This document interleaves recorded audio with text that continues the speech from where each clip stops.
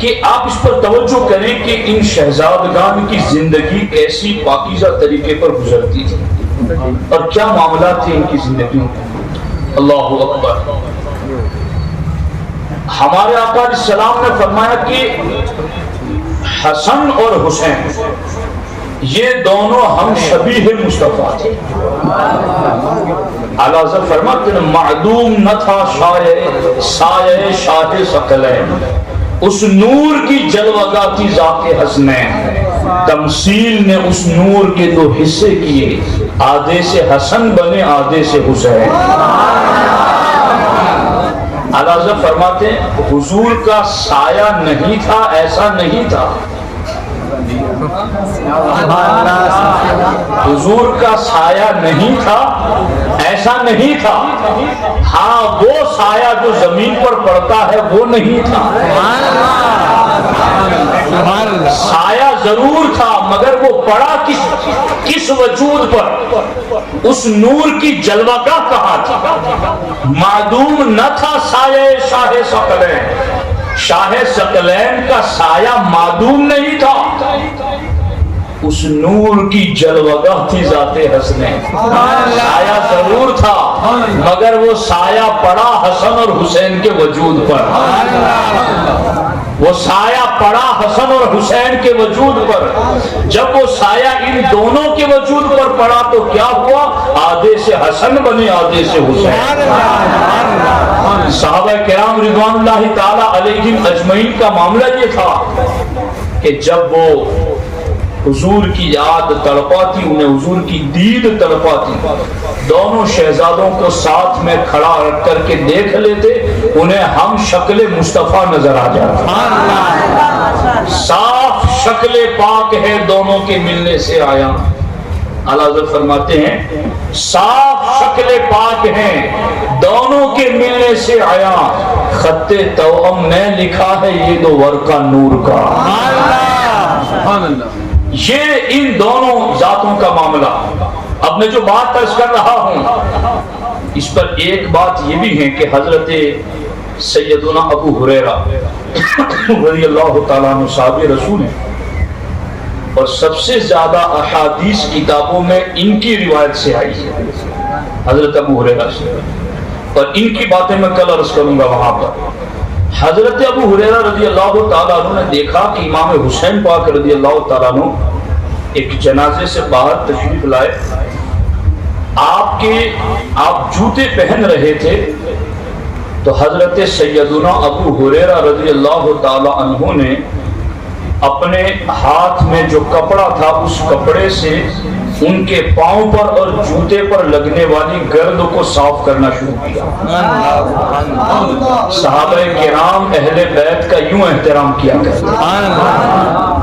تو حضرت مولا حسین رضی اللہ تعالیٰ عنہ نے کہا کہ ایسا نہ کرو، آپ اتنے بڑے بزرگ صحابی ہیں۔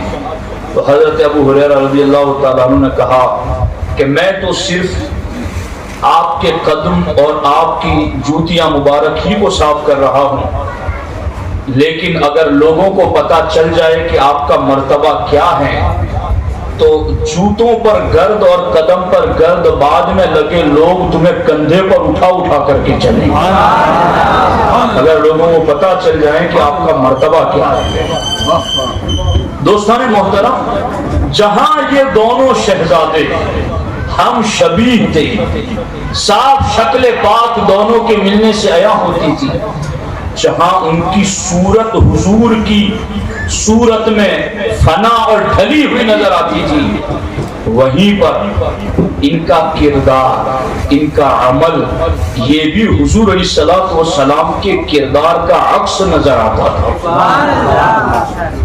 ان کی سخاوت دیکھی، مسلمانوں کی دل جوئی کرنا، دل خوش کرنا دیکھی، ان کا لوگوں کو نوازنے کا انداز دیکھی، ان کا عبادت اور طاعت کا انداز دیکھی، علم کی محفلیں سجانا دیکھی۔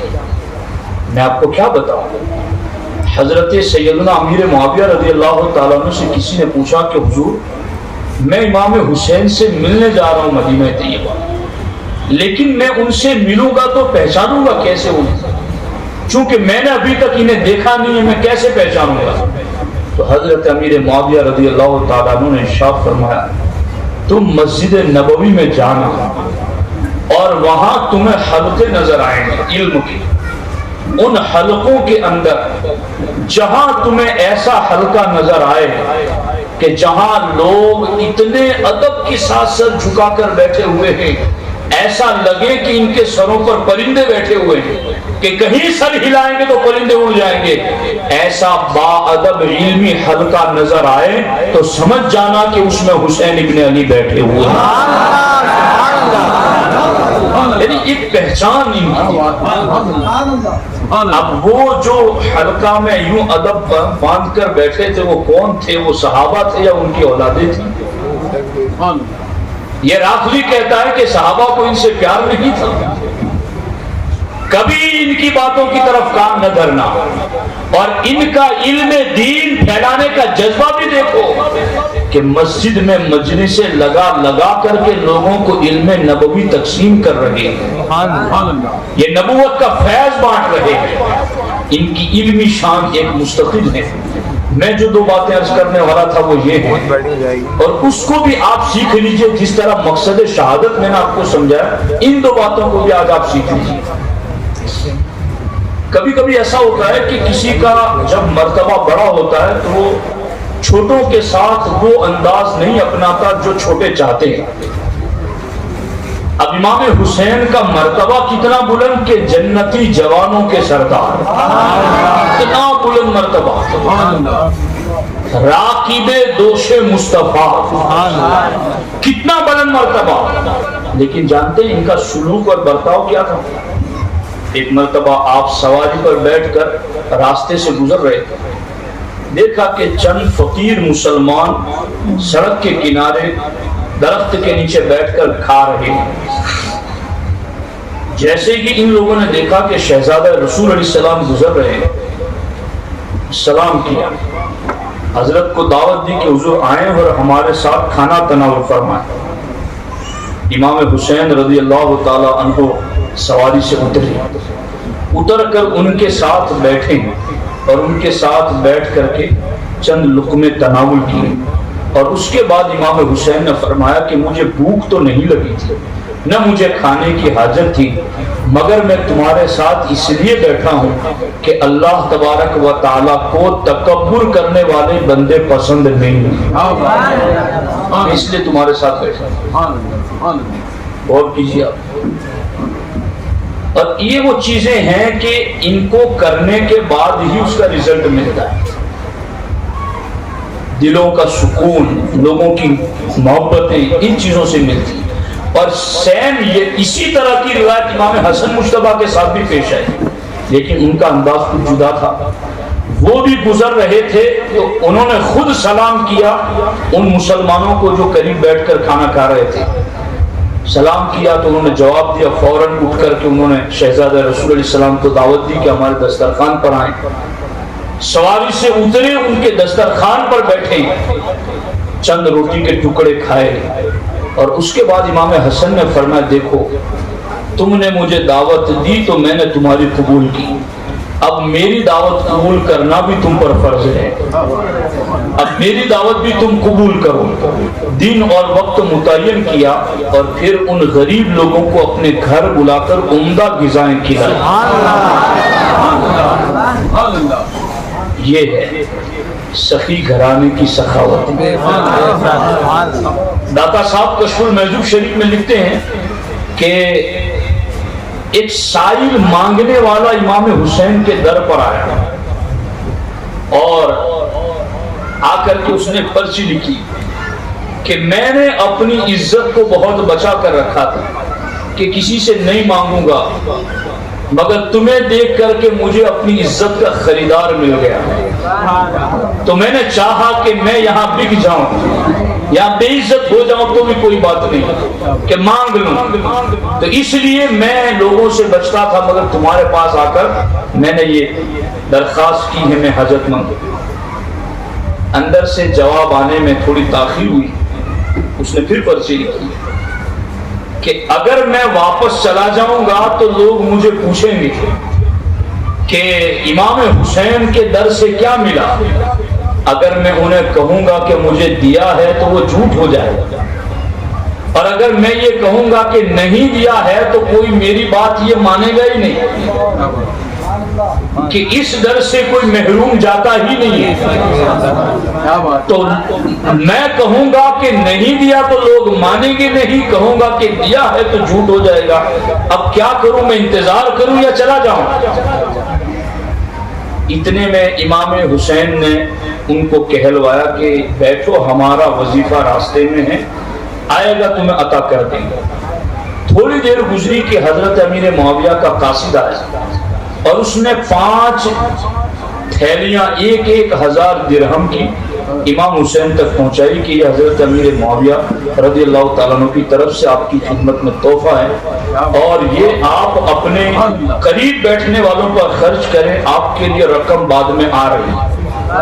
امام حسین رضی اللہ تعالیٰ عنہ نے وہ 5 تھیلیاں اٹھا کر اس غریب کو عطا کی، اور اس کے بعد آپ نے ارشاد فرمایا کہ اب چونکہ تم نے جلدی مچا دی اور میرے پاس اس وقت اتنا ہی ہے، مگر اب چونکہ تمہیں بٹھایا میں نے زیادہ، مگر دے رہا ہوں بس اتنا تھوڑا، تو اب تم یہ سمجھنا کہ میں نے کسی سے مانگا نہیں تھا، پر میں یہ سمجھوں گا کہ میں نے کسی کو دیا ہی نہیں۔ نعرے تکبیر، نعرے رسالت، علماء اہل سنت، نبی کا گھرانہ، حسین اعظم، شہید اعظم۔ آپ اور کیجیے، یہ ان کی پاکیزہ سیرت ہے۔ میں نے ایک ٹاپک پر بیان کیا ہے 2 سال پہلے، ہمارے چینل پر موجود ہے، اہل بیت کی بلا پسندی۔ تقریباً 1.5 گھنٹے کا میرا یہ بیان ہے کہ اہل بیت کی جو آزمائشوں کا جو دور ہے، اور وہ مطلب لوگوں کو کھلا کر کے مطمئن رہنے، خود بھوکے رہنے کے باوجود بھی، اس پر پوری میں نے سیدہ خاتون جنت مولا علی اور ازواج مطہرہ، یہ بھی یاد رکھیں کہ اہل بیت میں نبی کی بیویاں بھی ہیں۔ یہ سنی اور شیعہ میں فرق ہے، یہ رافضی لوگ نبی کی گھر والیوں کو گھر والی نہیں مانتے، یعنی بیوی کو کیا کہتے ہیں؟ گھر والی تو کہتے ہیں۔ تو ان ازواج مطہرات کو یہ اہل بیت نہیں مانتے، خاتون جنت کی ماں خدیجۃ الکبریٰ کو اہل بیت نہیں مانتے، حسن و حسین کی نانی کو اہل بیت نہیں مانتے، مگر یہ سنی کا پاک ستھرا نظریہ ہے جس میں نبی کی بیویاں بھی اہل بیت ہے، پنجتن پاک بھی اہل بیت ہے۔ دوستان محترم، تو مومن کی دل جوئی کرنا، مومن کا دل خوش کرنا، دونوں شہزادوں نے راہ سے گزرتے ہوئے ان کے ساتھ بیٹھ کر ان کا دل خوش کیا۔ مرتبہ اتنا بلند ہونے کے باوجود بھی ان کے ساتھ کچھ وقت گزارا، انہیں اپنے یہاں بلایا اور باضابطہ قرآن کی آیت پڑھ کے بتایا کہ تمہارے ساتھ اس لیے بیٹھے کہ اللہ تعالیٰ تکبر والوں کو پسند نہیں کرتا۔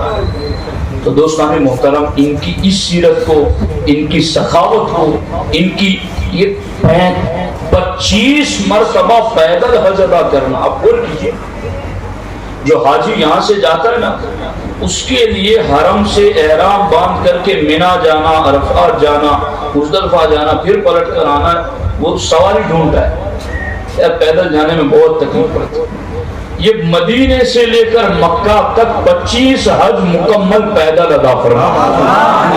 سبحان اللہ، یہ شان ان کی ان عبادتوں کو نظروں میں دہرائیے، ان کی تقوی شعاری کو دیکھیے، ان کی نمازوں کی پابندی کو دیکھیے، مسلمانوں کے ساتھ ان کا سلوک اور برتاؤ دیکھیے، والدین کا احترام دیکھیے، حضور کے دین پر مضبوطی دیکھیے۔ جس اینگل سے آپ ان کی زندگی کو پڑھیں گے آپ کو رہنمائی ملے، چونکہ اللہ کے رسول علیہ السلام نے قرآن اہل بیت کو ساتھی بنایا ہے کہ ان دونوں کو ساتھی اسی لیے بنایا ہے کہ عام لوگ قرآن کی گہرائی تک نہ پہنچ سکیں گے، تو وہ اہل بیت کو دیکھ لے، یہ قرآن کا پریکٹیکل ہے، ان کو قرآن کا ساتھی بنایا گیا ہے۔ آپ قرآن کو پڑھیں، اس پر بھی میرے بیانات ہیں، قرآن کی آیتوں کو پڑھیں پھر ان کی زندگی کو دیکھیں، قرآن میں نماز کا حکم دیکھیں پھر ان کی نماز کو دیکھیں۔ خاتون جنت کی پوری راتیں ایک ایک سجدے میں گزر جاتی ہیں۔ صبر قرآن میں دیکھیں اور کربلا والوں کا صبر دیکھیں، تھوڑے پر گزارا کرنا قرآن کا حکم دیکھیں، اور اہل بیت میں سے سارے اہل بیت کی زندگی کو آپ دیکھیں تو آپ کو ایسا لگے گا کہ ایک طرف قرآن کی آیت ہے اور یہ قرآن کی تفسیر ہے۔ ان کے پاکیزہ وجود قرآن مجید کی تفاسیر ہیں، اس لیے قرآن کو بھی پڑھیے، ان کی پاکیزہ زندگی کو بھی پڑھیے، مقصد شہادت کو سمجھیے اور ان کی پاکیزہ سیرت پر عمل کی کوشش کیجیے۔